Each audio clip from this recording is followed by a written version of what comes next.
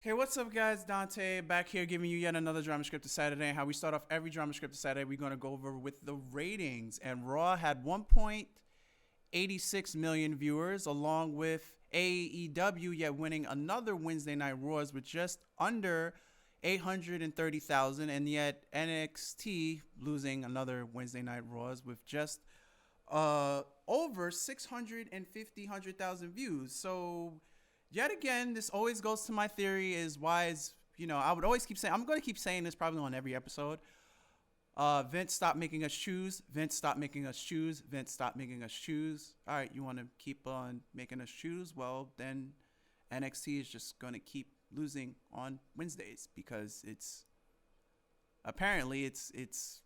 not the better show. So we're going to roll into another year with I guess, NXT losing the Wednesday Night Wars. So on to Raw with the second half of the draft. I'm going to go over some notable draft picks. We have Jeff Hardy coming to Raw. We got Kevin Owens going to SmackDown. We have Keo Daba getting officially drafted to Raw. And I'll go more on Keo Daba in a second. And we also have Bray Wyatt and Alyssa Bliss coming to Raw as well. So we have and we have Matt Riddle, which is so random. Matt Riddle's coming to Raw, which I don't see what they're doing with Matt Riddle because they had him lose his first major feud against King Corbin, and King Corbin staying on SmackDown, and Matt Riddle is getting drafted to Raw. And then this past Raw, they didn't have anything for him. So, mid-card hell, he's getting stuck into, I'm assuming. Street Profits, as I predicted last week, they obviously got drafted to SmackDown. And then there was a good segment where New Day and the Street Profits, and it's actually good to see this because, African Americans are moving up in the WWE. They're all African Americans and they're both tag team champs. So that was a nice picture to see both of them trading titles. Now that I'm thinking about it, I don't remember a time where both tag team champions were all African American. So we making it. Shout outs to all the homies that's moving up in the world.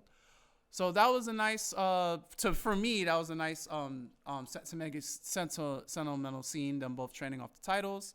And we have Aleister Black going to SmackDown along with Kevin Owens, which they did a no DQ match on Raw to finish the feud, but just winded up putting them on the same show again. So Bayley stays on SmackDown, for obvious reasons, because Bayley is the SmackDown champion. And Asuka stays on Raw because Asuka is the Raw Women's Champion.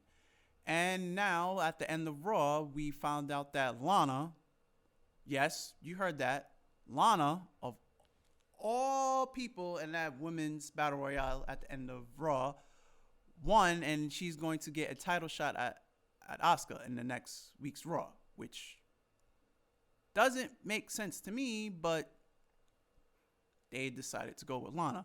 So this is going to be one of those matches where Lana obviously loses, so they're going to have to make it a way to make it entertaining. So we have Lana versus Asuka next week for the title. And now we're going to segue into SmackDown for a bit. Some stuff I want to talk about SmackDown. So New Day had their last official match. It was New Day versus Cesaro and Shinsuke Nakamura. And the New Day won with Big E hitting the big clap. And Big E didn't turn on the New Day, which I like this because I was like, okay, so the New Day is officially spinning up. And they just hugged it out. And you could see the tears in Big E's eyes like, yo, this New Day run with all three of them is really over. And it was a very touching subject. I expected for them to go heel. I expected for Big E to turn on the New Day or vice versa, but it didn't happen, which surprised me for one, but I was very happy. And then we had Daniel Bryan come back, and I started marking out like a 5-year-old. I heard Daniel Bryan's music play. I started screaming, yes, yes, yes, on my television like this, yes, yes, yes. And it was very nonchalant how Daniel Bryan it was just like an empty segment. And then like his theme song started playing. The only messed up part I complained about the segment is that they went to commercial break. But I got over that. And then Daniel Bryan said he was coming back. And then he was interrupted by, nonetheless, now I guess the Friday night Messiah, Seth Rollins. And then I got even more hype because two of my favorite wrestlers at the moment, Daniel Bryan and Seth Rollins, in a match. Well, not in a match, but starting a feud. And then, for me, things went slowly downhill because Rey Mysterio and Dominic Mysterio came out. And then it looked like they were about to attack Seth Rollins. Seth Rollins tried to get help from Daniel Bryan. Daniel Bryan just left the ring. And then Buddy Murphy's theme song hit, and you could tell where this is going. You could see the distress in my face. But then something happened. Buddy Murphy turned on Seth Rollins, indirectly making him an anti-hero at this point, or a face. He turned on Seth Rollins, started beating up Seth Rollins. And then he extended a handshake to Dominic Mysterio and Rey Mysterio. But they declined because of what Buddy Murphy's, like, the relationship between Buddy Murphy and Aaliyah Mysterio, which is Rey Mysterio's daughter, which I can't really blame them for not trusting Buddy Murphy, because as all of we know, this could all be part of Seth Rollins' plan. So, have Buddy Murphy gain the trust of the Mysterios by getting a relationship with Rey Mysterio's daughter and then just turning on all of them. It almost reminds me of the Bubba Ray Hogan feud back in TNA. How Bubba Ray got with Brooke Hogan and used that to get a title shot with Jeff Hardy at the TNA World Heavyweight title, and Bubba Ray wound up winning the championship. Then at the end of that pay-per-view was revealed that he was the leader of Aces and Eights all along. I guess we would have to wait to see if WWE goes that route. I'm assuming that's going to be the ultimate payoff if that winds up even being true. After that, there was a contract signing between Sasha Banks and Bayley. They're going to have a Hell in a Cell match. Yes, you heard it. A female Hell in a Cell match for the SmackDown Women's title. And as you know, as all contract signings end, it ended in them beating the hell out of one another. So that was that. I'm personally going to root for Sasha Banks because the payoffs here should be Sasha Banks should win and do the payoff to get the win.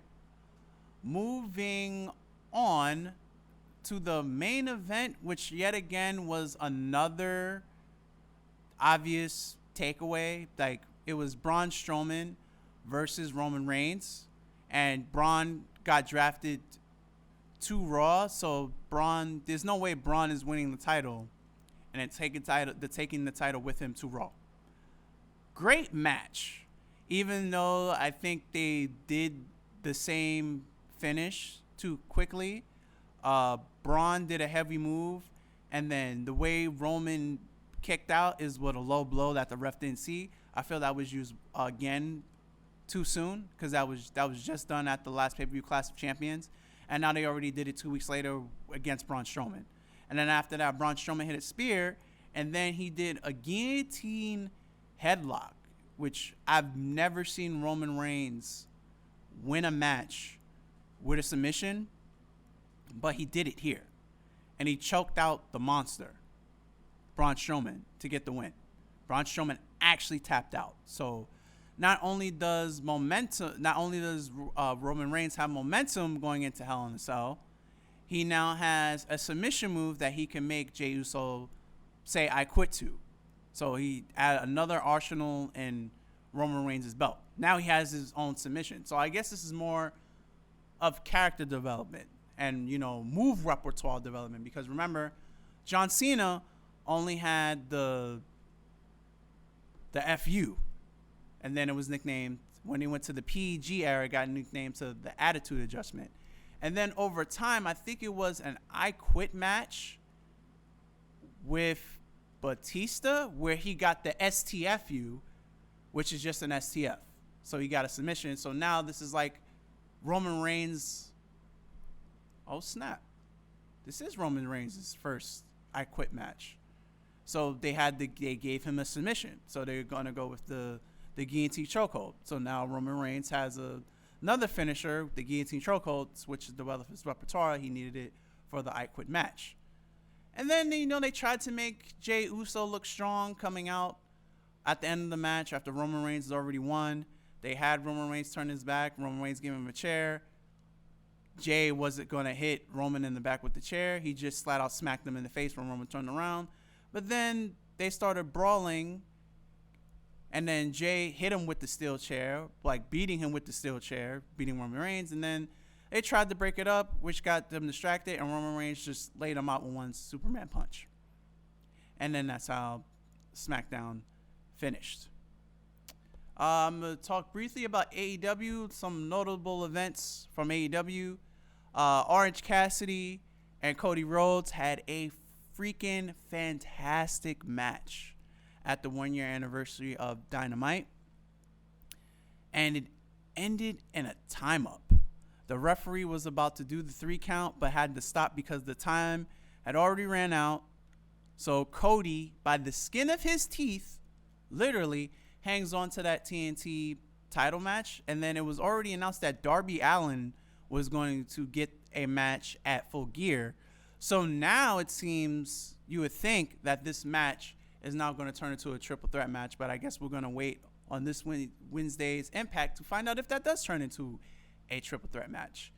And then FDR beat Best Friends. Kind of sad about it because I'm a huge Best Friends fan. So they beat Chuck Taylor and Trent Barrera. They beat them. Kind of sad about it. But moving on at the main event, Lance Archer can beat Jon Moxley. But Kingston at the end choking out Jon Moxley, saying, "I never tapped, I never quit." So Kingston looks like he's going hard to get another title match, but I don't know how they're going to sneak that title match in because Kingston himself, he's not in the Full Gear tournament. So either they're going to have another title. I'm assuming, storyline-wise, Kingston is going to get try to wait to sneak in another title match after Full Gear, or he's going to get another random title match before Full Gear. And that was pretty much this week in wrestling. That was pretty much it. But thank you guys for watching this week's Dramascripted Saturday. Remember, there's Dramascripted Saturday every Saturday. And if you like what you have witnessed, please remember to rate, comment, and subscribe.